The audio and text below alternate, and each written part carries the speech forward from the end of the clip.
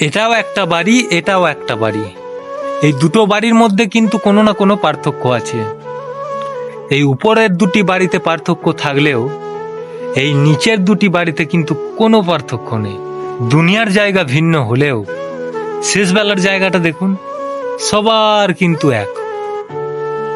কি বড়লোক, কি ধনী, কি গরিব, কি মিসকিন, সবার জায়গা কিন্তু এক।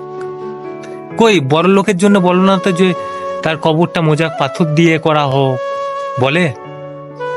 বলবে না। কারণ আল্লাহ তাআলা নির্ধারিত করে দিয়েছেন, মানুষকে বোঝানোর জন্য করে দিয়েছেন যে মাটির মানুষ, তোমার আবার অহংকার কিসের? তুমি বড়লোক, তুমি ধনী, কিন্তু শেষ বেলায় তো সবাই ওই মাটির ঘরে।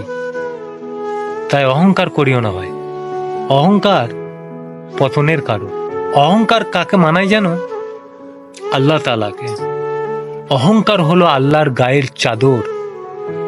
যে অহংকার করলো, আল্লাহ তাআলা বলেছেন যে আমার গায়ের চাদরটা সে টানা টানি করলো। আর আল্লাহর গায়ের চাদর যদি কেউ টানে, তার মানে বুঝতে পারছেন তার পরিণতি কি হবে। তাই এবার বুঝুন, বুঝার সময় হয়ে গেছে ভাই, এবার বুঝুন।